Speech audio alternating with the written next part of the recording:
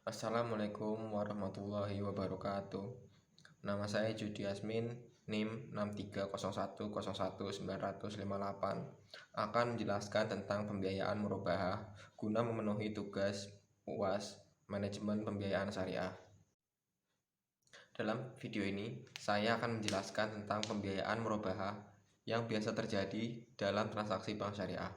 Langsung saja yang pertama, pengertian murabahah. Apa sih murabahah itu? Murabahah adalah akad jual beli barang dengan harga jual sebesar biaya perolehan yang ditambah keuntungan yang telah disepakati oleh penjual harus mengungkapkan biaya perolehan barang tersebut kepada pembeli di awal transaksi.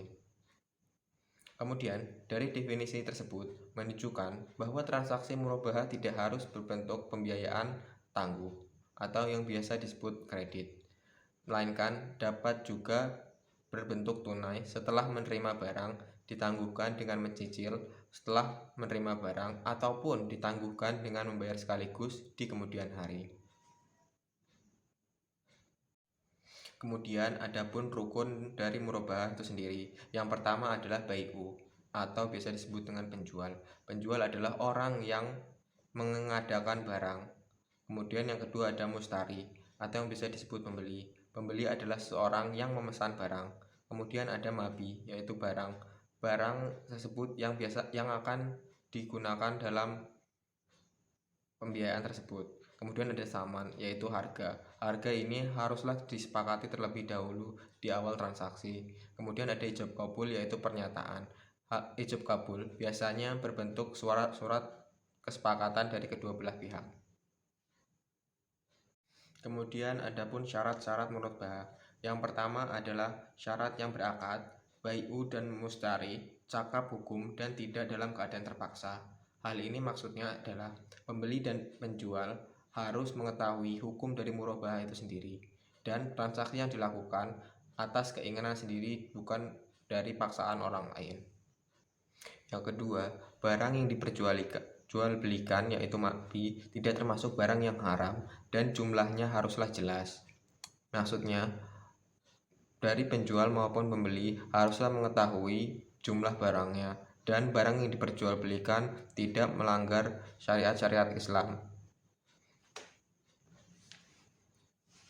Yang ketiga, harga barang atau saman harus dinyatakan secara transparan, harga pokok dan komponen keuntungan, dan cara pembayarannya pun harus dinyatakan dengan jelas. Maksudnya, penjual harus mengatakan harga barang tersebut dan juga keuntungan yang akan diperolehnya dengan jelas kepada pembeli. Yang keempat, pernyataan serah terima atau ijab kabul harus jelas dengan menyebutkan secara spesifik sifat pihak-pihak yang akan berakad. Kemudian adapun karakteristik dari murabahah itu sendiri. Yang pertama, pengadaan, yaitu proses pengadaan barang murabahah harus dilakukan oleh penjual.